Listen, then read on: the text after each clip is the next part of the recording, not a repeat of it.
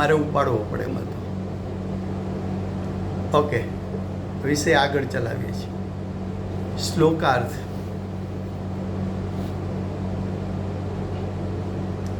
જીવ કર્મથી બંધાયેલો છે એવો એક નહીંનો પક્ષ છે. શું કે છે? કે જીવ કર્મથી બંધાયેલો છે.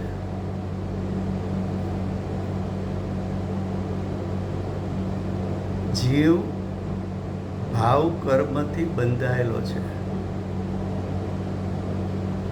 એટલે કે મોહ રાગ દ્વેષથી બંધાયેલો છે એવો એક નહીંનો પક્ષ છે. અને જીવ કર્મથી બંધાયેલો નથી.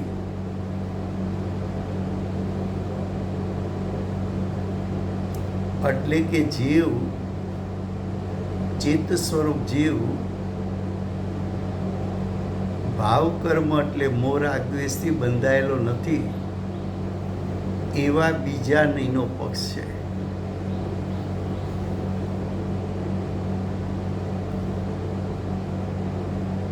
તો એક વ્યવહાર નહીંનો પક્ષ. વ્યવહાર નહીંનો પક્ષ શું કે છે? કે જીવ મોહ રાગ દ્વેષથી બંધાયેલો છે.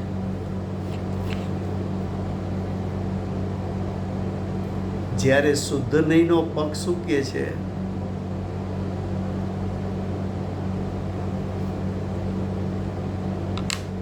કે મારું ચિત્ત સ્વરૂપ છે એ તો અનાદિથી અનંતકાળ પરિપૂર્ણ શુદ્ધ છે અને મોહ રાગ દ્વેષથી એને બાંધી શકાતું નથી. તો એક વ્યવહાર નહીંનો પક્ષ છે. એટલે કે એક વ્યવહાર નહીંનો વિકલ્પ છે અને બીજો શુદ્ધ નહીંનો વિકલ્પ છે.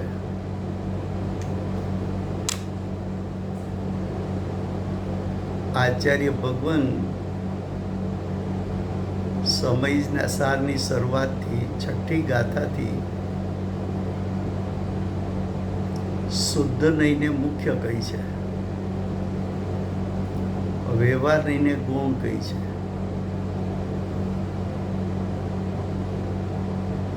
અગિયારમી ગાથામાં પણ આચાર્ય ભગવંતે એમ કહ્યું કે વ્યવહાર નહીંનો વિષય છે ખરો પણ મુખ્ય કરવા જેવો નથી.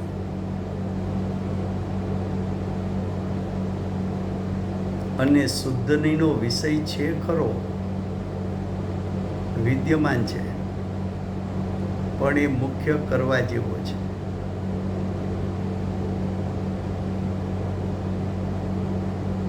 આચાર્ય ભગવાન 3 સ્ટેપ બતાવવા માગે છે.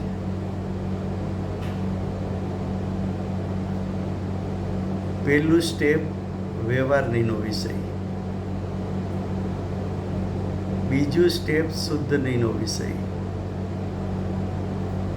ત્રીજું સ્ટેપ આ બંને નહીંથી અતિક્રાંત થવું.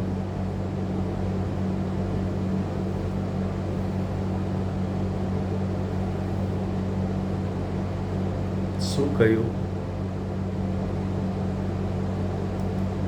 3 સ્ટેપ બતાવે છે કે મનના સંગે મારી દશામાં વર્તમાન પર્યાયમાં મોહ રાગ દ્વેષની ઉત્પત્તિ છે અજ્ઞાન દશામાં. અને મોહ રાગ દ્વેષ વેદનમાં પણ આવે છે, જ્ઞાનમાં જણાય પણ છે.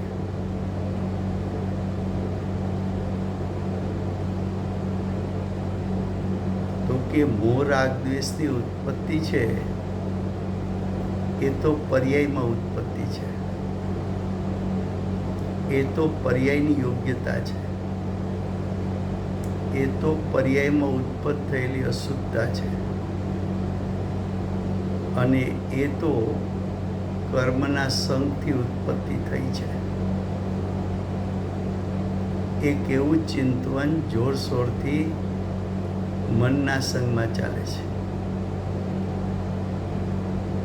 હવે એવા ચિંતનને ગૌણ કરવા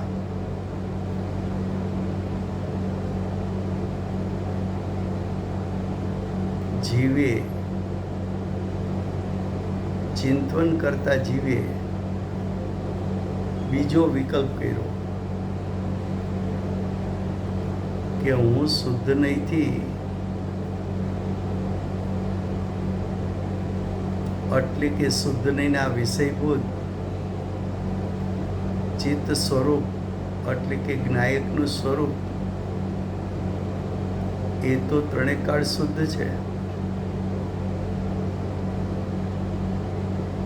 એમાં કંઈ અશુદ્ધતા પ્રવેશતી નથી, એમાં કંઈ મોહરાગદ્વેષ પ્રવેશતા નથી. અને એ સામર્થ્ય તો મારું પરિપૂર્ણ છે, ત્રિકાળ છે, નિરપેક્ષ છે. તો મનના સંગે સ્વભાવનો મહિમા વધારવા અને વ્યવહારના વિષયને ગુણ કરવા જોરશોરથી ચિંતન શુદ્ધ નહીંના વિષયનું કરે છે. તો કે આવું ચિંતન તું કર્યા જ કર, કર્યા જ કર, કર્યા જ કર, તો પણ તને આત્માની અનુભૂતિ ન થાય. તો કે કેમ? તો કે વ્યવહાર નહીંના વિષયનું ચિંતન પણ મનના સંગે કરે છે, એ શુદ્ધ નહીંના વિષયનું ચિંતન પણ મનના સંગે કરે છે. મનના સંગે થતું ચિંતન એ તો વિકલ્પી ઉત્પત્તિનું કારણ છે, અને વિકલ્પની ઉત્પત્તિ પોતે જ રાગ છે. અને હું ચિંતન કરીશ, મનના સંગે હું ચિંતન કરીશ, તો મને શુદ્ધાત્માની પ્રાપ્તિ થશે. એવો જો તારો અભિપ્રાય હોય તો એ અભિપ્રાય વિપરીત છે, અને એ તો અનંત સંસારનું કારણ છે.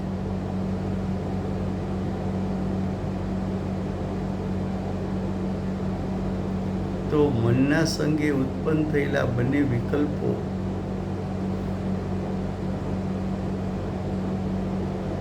એ બંને વિકલ્પો ખરેખર તો વ્યવહાર જ છે, વ્યવહાર નહીંના જ વિષય છે. કારણ કે એ તો રાગ ઉત્પન્ન થયો, રાગનો વિષય છે.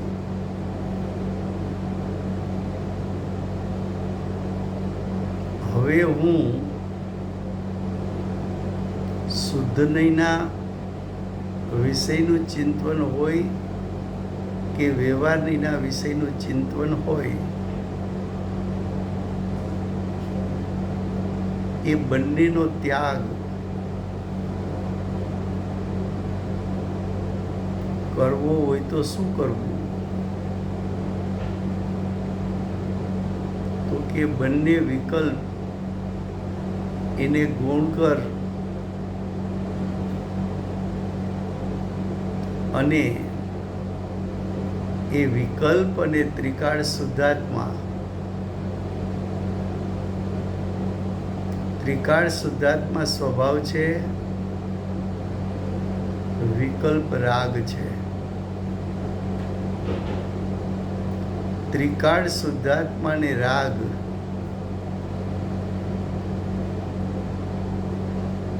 ત્રિકાળ શુદ્ધાત્માને રાગ બંનેને જાણી શકે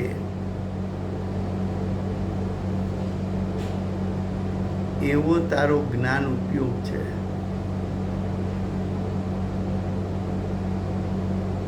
રાગને જાણનારું જ્ઞાન ઉત્પન્ન થયું વિકલ્પને જાણનારું જ્ઞાન ઉત્પન્ન થયું, એ જ્ઞાન સ્વભાવનો અંશ છે. કારણ કે ચિત્ત સ્વરૂપ ભગવાન આત્મા એનું લક્ષણ તો જ્ઞાન છે. એનું લક્ષણ રાગ નથી.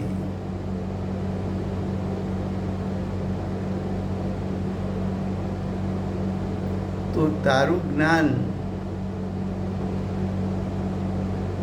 જે સમયે રાગને જાણે છે, વિકલ્પને જાણે છે, એ જ્ઞાન આવ્યું ક્યાંથી? એ તરફ દ્રષ્ટિ અને ઉપયોગને લંબાવ તો દ્રષ્ટિ અને ઉપયોગ નાયક તરફ જશે અને રાગ છૂટી જશે અને તને સમ્યક દર્શનની પ્રાપ્તિ થશે.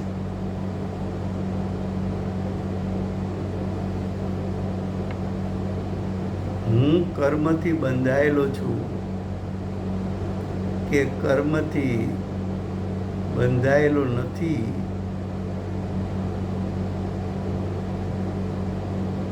એવા માત્ર ચિંતનના જોરથી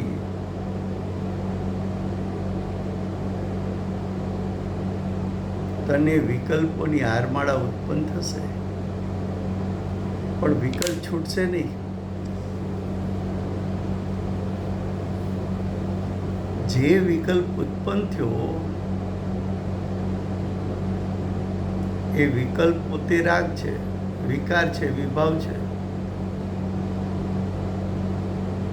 એ વિકારને વિભાવ તો ચિત્ત સ્વરૂપ શુદ્ધાત્માને તિરોભૂત કરનારું છે, ઢાંકી દેનારું છે.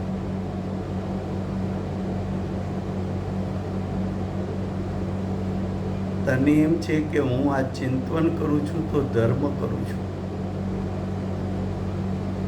તો કે ધર્મ નથી, શુભરાગ છે. શુભરાગનું ફળ ગતિ છે. પણ વચ્ચે એવું સ્ટેપ આવશે ખરું, આવા ચિંતનનો માર્ગમાં આવું ચિંતન આવશે ખરું, પણ એ ચિંતન માર્ગમાં આવે ત્યારે તારે એ માર્ગમાં રોકાઈ જવું છે કે માર્ગને એ માર્ગથી આગળ ચાલીને, એટલે કે વિકલ્પને છોડીને, એટલે કે બંને નહીંના વિકલ્પને ઓળંગી જઈને, એટલે કે બંને નહીં પક્ષના વિકલ્પને ઓળંગી જઈને, એટલે કે અતિક્રાંત થઈને તારે જ્ઞાયક સ્વભાવને ગ્રહણ કરવો છે.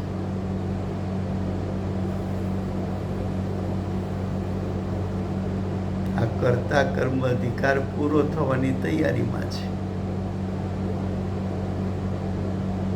ત્યારે આચાર્ય ભગવાન કહે છે કે અમે તમને અહીંયા સુધી તો લઈ આવ્યા, એ પણ એક નિમિત્તનું કથન છે. આચાર્ય ભગવંતે અહીંયા સુધી માર્ગ બતાવ્યો, બધું છોડાવતા ગયા, પણ અનુભૂતિ પહેલા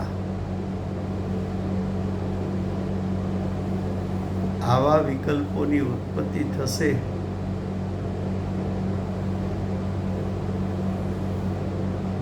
જો ફરીવાર શ્લોકાર્થ, જીવ કર્મથી બંધાયેલો છે એવો એક નહીંનો પક્ષ છે.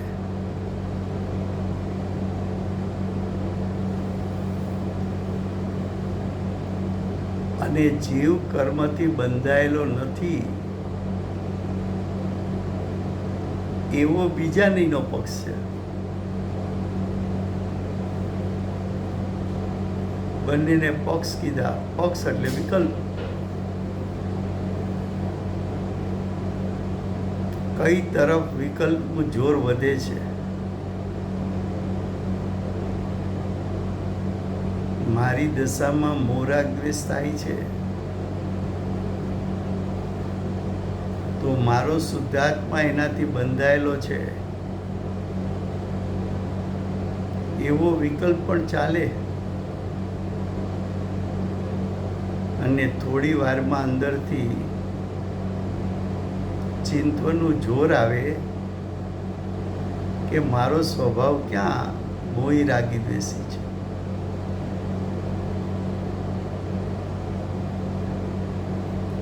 તો મારા આત્માનું શુદ્ધ સ્વરૂપ છે કેવું છે? હું શુદ્ધ છું, એક છું, અરૂપી છું. હું જ્ઞાન દર્શનમય છું. હું અનંત શક્તિનો પિંડ છું. હું અનંત ગુણાત્મક છું, અનંત ધર્માત્મક છું. હું તો સાકરનો પિંડ, સુખનો પિંડ છું, શકરકંદ છું.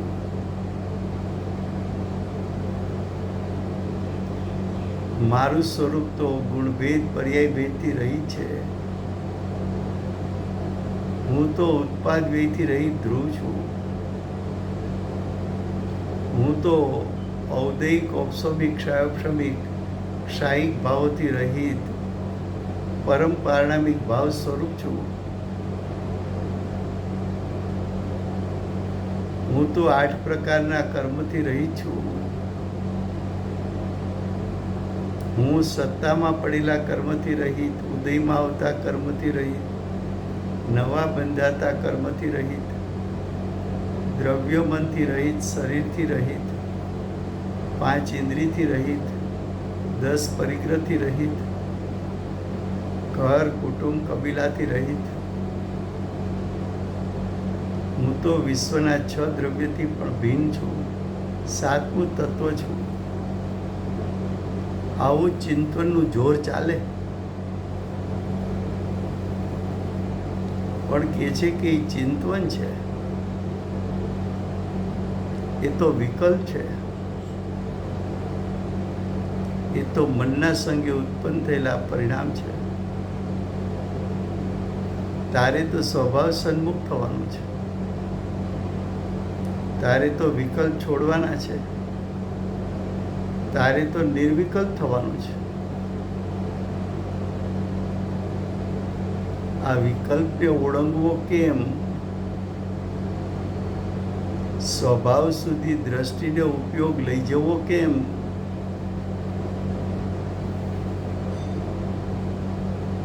તો કે હું મોહી રાગી દ્વેષી છું. એ મોહ રાગ દ્વેષ, આ મોહ રાગ દ્વેષ એને જાણનારું ત્યાં એક જ્ઞાન પણ છે,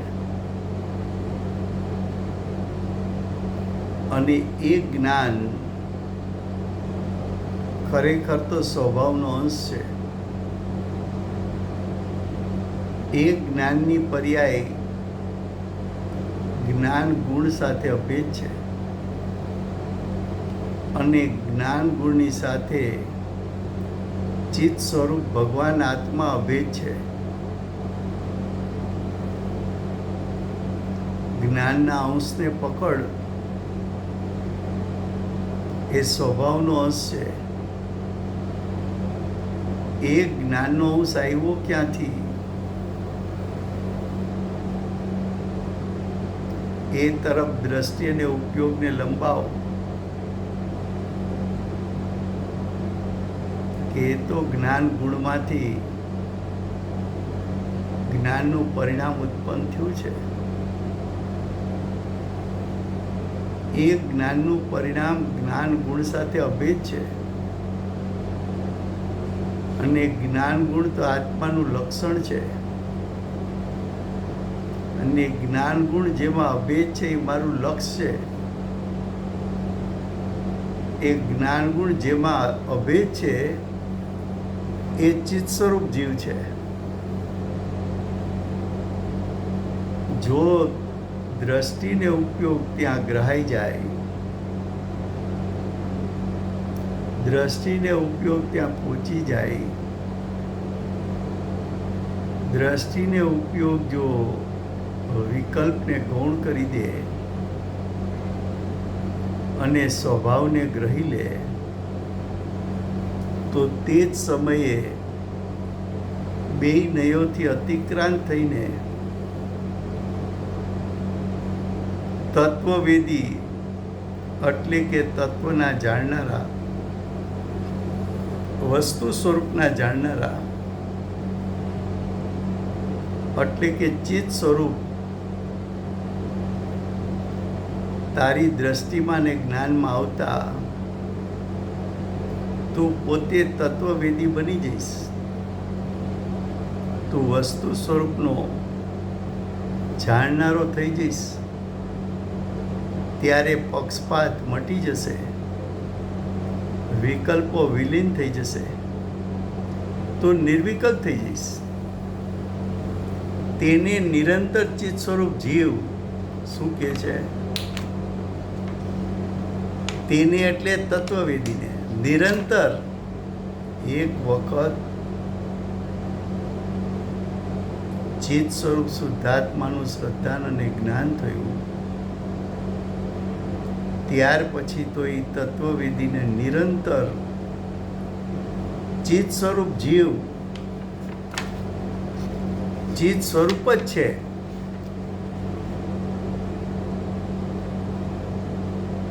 અર્થાત તેને ચિત્ત સ્વરૂપ જેવો છે તેવો નિરંતર અનુભવાય છે. આમ આચાર્ય ભગવાન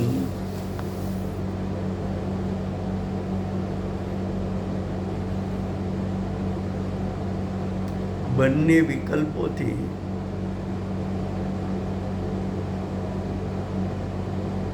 અતિક્રાંત થઈને બંને વિકલ્પોને ત્યાગીને, બંને વિકલ્પ એટલે બંને પ્રકારના રાગને ત્યાગીને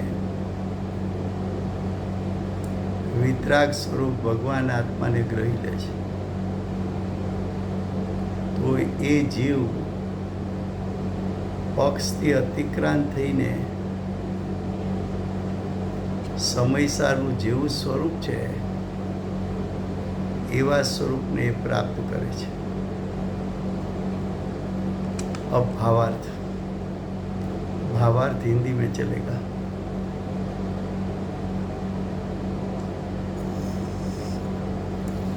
एक ग्रंथ में, एक ग्रंथ का अर्थ है समयसार ग्रंथ में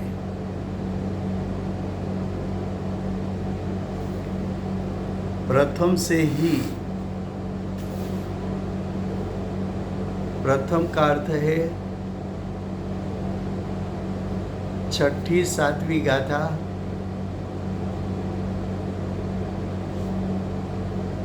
और 11वीं गाथा. प्रथम से ही व्यवहारिको गुण, व्यवहारिको गुण उसका अर्थ व्यवहार नहीं का विषय,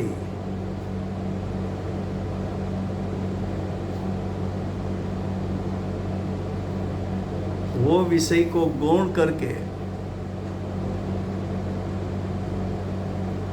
शुरुआत में बताया था कि शुद्ध नहीं का विषय विनायक स्वभाव है, व्यवहार नहीं का विषय भेद है. भेद का प्रकार दो है, गुण भेद और पर्याय भेद. यहाँ विषय चलता है पर्याय भेद वाला. बाद में कहा था कि शुद्ध नहीं मुख्य है और व्यवहार नहीं गौण है. बाद में उसका अर्थ किया था व्यवहार नहीं गौण है, उसका अर्थ व्यवहार नहीं का विषय गुण है, यानी पर्याय भेद गुण है, यानी मोह राग द्वेष दशा। मोह राग द्वेष से जो तू बंधा हुआ हो वो दशा गौण करने का है। और शुद्धने का विषय मुख्य है, तो शुद्धने का विषय तो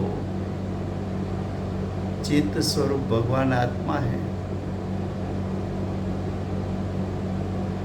वो मुख्य रखना है। ये सब बात तो छठी गाथा में, 7वीं गाथा में, 11वीं गाथा में आचार्य भगवान पहले कह चुके हैं, भूमिका की गाथा में ही। फिर से देखो भावार्थ। ये ग्रंथ में प्रथम से ही व्यवहार नहीं गुण करके और शुद्ध नहीं को मुख्य करके कथन करने में आया है।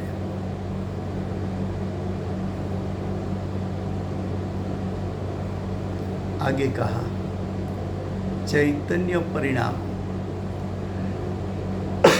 या चैतन्य परिणाम का अर्थ शुद्ध परिणाम की बात नहीं है। यहाँ चैतन्य के अशुद्ध परिणाम।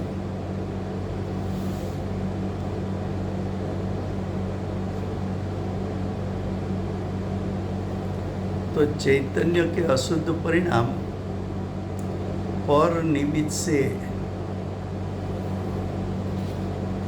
पर निमित्त का अर्थ है कर्म का उदय।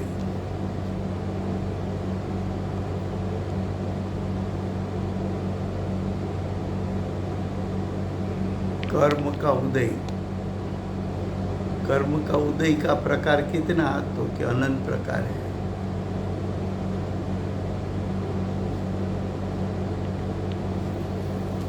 तो कर्म का उदय का प्रकार अनंत हो तो उसमें जुड़ने से जीव की दशा में उत्पन्न होता हुआ परिणाम भी अनंत प्रकार का है। तो अशुद्ध परिणाम, फिर से देखो कैसे पढ़ना है ऐसा। चैतन्य के अशुद्ध परिणाम पर निमित्त से, यानी कर्म के उदय के निमित्त से अनेक यानी अनंत होते हैं।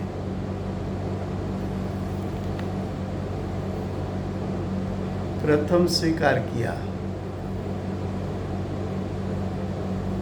कि जीव की सत्ता में जीव कर्म के उदय में जुड़ जाता है और कर्म का उदय अनंत प्रकार का है।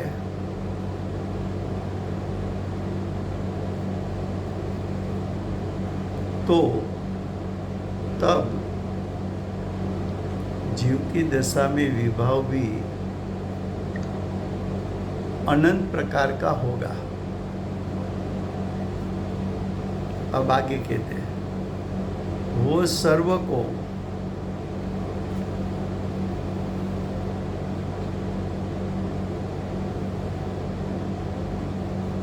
प्रथम से ही, वो सर्व को, उसका अर्थ सर्व अशुद्ध पर्याय।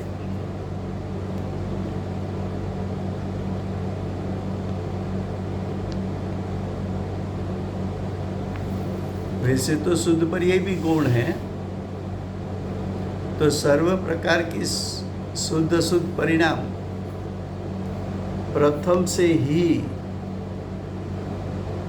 यानी गाथा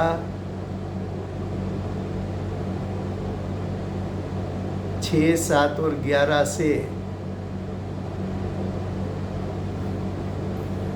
आचार्य यानी खुद आचार्य देव।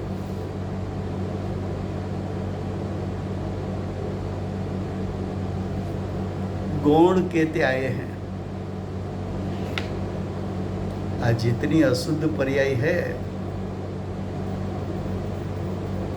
वो सभी को गौण करना। गौण करना है, उसका अर्थ उसकी महिमा नहीं करना।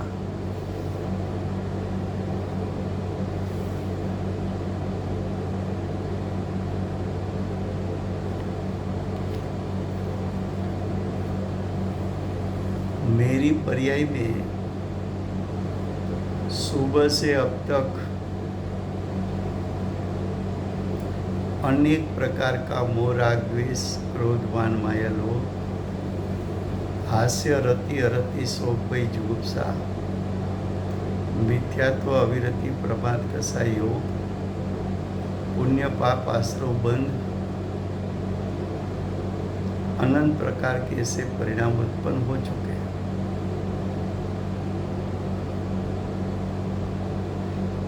ये सब अशुद्ध पर्याय है, दुखदायक है, छोड़ने जैसे, त्याग करने जैसे, नाश करने जैसे, व्यय करने जैसे। फिर भी ये अशुद्ध पर्याय की ओर हमारा लक्ष्य भी नहीं है कि दुखदायक परिणाम है, मैं छोड़ दूँ। इतना हमारा उपयोग जागृत भी नहीं है। प्रति समय कर्म के उदय में मैं जुड़ता हूँ, वहाँ भी हमारी जागृति नहीं है।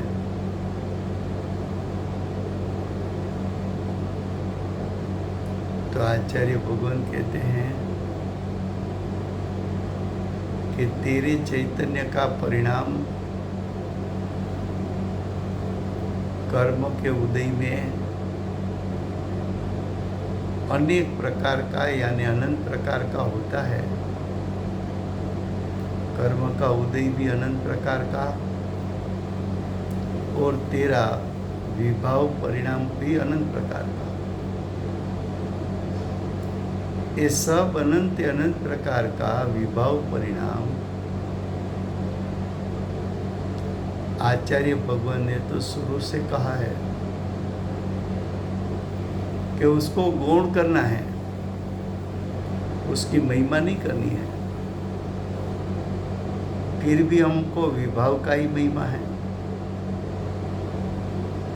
राग किया तो भी ठीक लगा, द्वेष किया तो भी ठीक लगा, शुभ भाव किया तो भी ठीक लगा, अशुभ भाव किया तो भी ठीक लगा।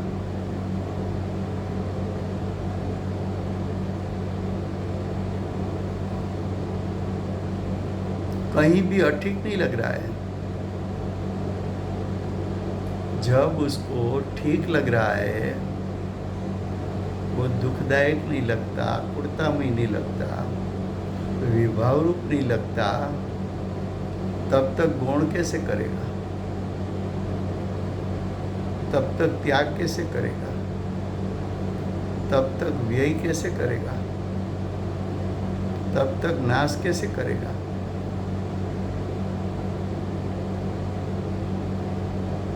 उसको तो ऐसा लगता है कि हमारा संसार तो सुखदायक है। संसारी तुझे सुखदायक लगा तो दुखी नहीं है, तो दुख छोड़ेगा कैसे? गौण करेगा कैसे? एक तरफ मेरा विभाव, दूसरी तरफ मेरा ज्ञायक स्वभाव। विभाव का स्वरूप क्या, ज्ञायक स्वभाव का स्वरूप क्या?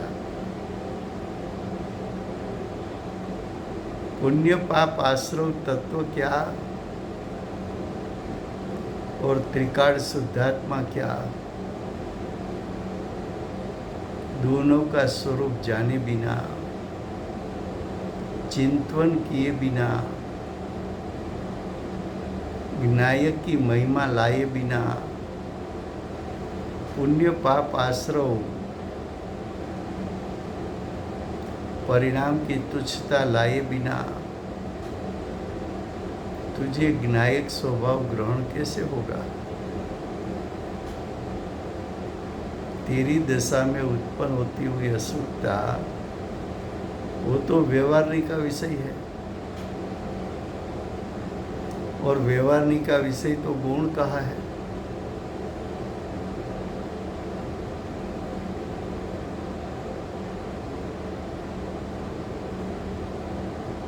तो क्या कहा कि आचार्य तो गुण कहते आए हैं,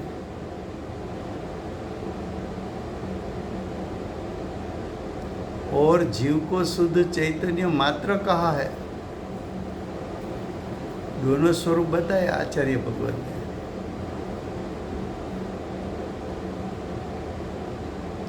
इस प्रकार जीव पदार्थ यानी शुद्ध नहीं के विषयभूत जीव। यहाँ जीव का अर्थ है शुद्ध नहीं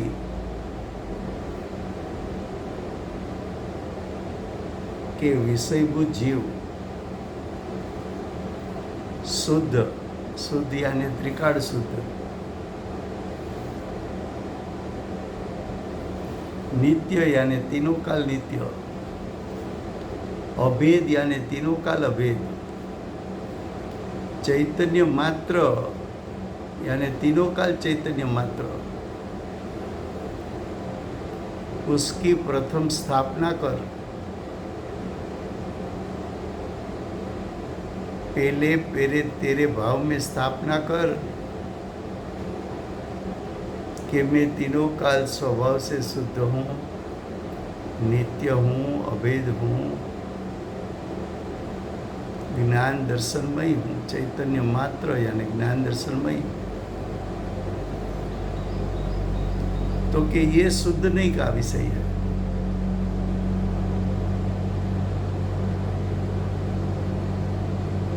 आत्मा का स्वरूप मन के संग में चिंतन करना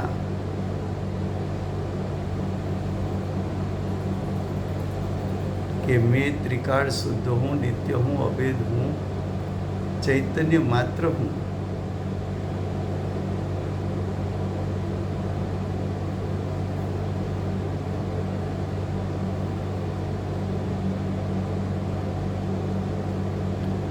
तो कि वो तो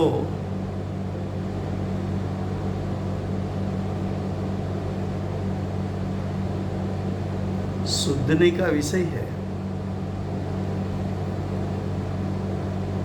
लेकिन ये शुद्धने का विषय है वो तूने अनुभव से कहा कि शास्त्र के शब्द पढ़ के कहा?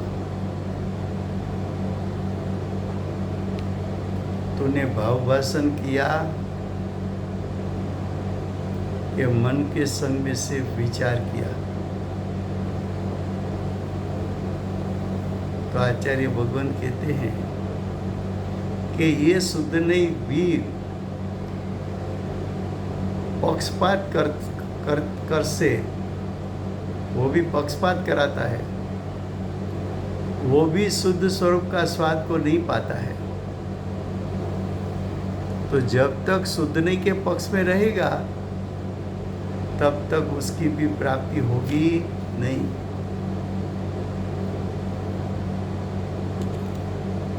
अशुद्ध नहीं की तो यहाँ बात ही नहीं करनी है, ऐसा कहते हैं। लेकिन कोई शुद्ध नहीं का भी पक्षपात करेगा तो पक्ष का राग नहीं मिटेगा, इसलिए वितराग नहीं बन सकता।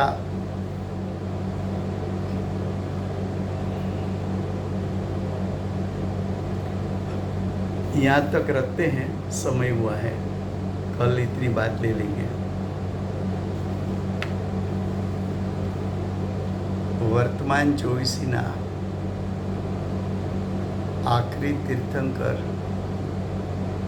બાલ બ્રહ્મચારી મહાવીર ભગવાનનો જય હો. કડીકાર સર્વજ્ઞ મહાવિદ્ય ક્ષેત્રમાં બિરાજતા પ્રથમ તીર્થંકર ધર્મ ધુરંધર અનંત ચતુષ્ટયના ધારક સીમામાં રહેનાર શ્રી સિમંદર ભગવાનનો જય હો. કડીકાર સર્વજ્ઞ કેવળ જ્ઞાનની તળેટીમાં બેઠેલા મા સમર્થાચાર્ય ભગવત શ્રી કુંકુંદાચાર્ય દેવનો જય હો. વર્તમાન ગુરુ અને ભવિષ્યના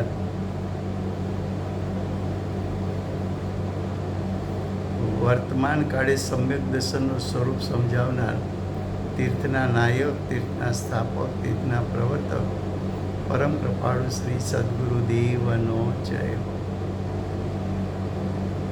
પૂજ્ય ગુરુદેવના નવ ભવ બતાવનાર સ્વાનુભવયુક્ત જાતિસ્મરણ જ્ઞાનયુક્ત પુરુષમૂર્તિ ભગવતી માતનો જય હો. પૂજ્ય ગુરુદેવ માતાજીની સાધના ભૂમિ સુવર્ણપુરી ધામનો જય હો. સુવર્ણપુરી ધામમાં બિરાજતા સર્વે દેવશાસ્ત્ર ગુરુ ભગવંતનો જય હો. વર્તમાન ગુરુ અને ભવિષ્યના તીર્થંકર શ્રી સૂર્યકીર્તિનાથ ભગવાનનો જય હો. શ્રી સૂર્યકીર્તિનાથ ભગવાનના સમવસરણના મુખ્ય ગણધર દેવેન્દ્ર કીર્તિનાથ ભગવાનનો જય હો. પરમ દિગંબર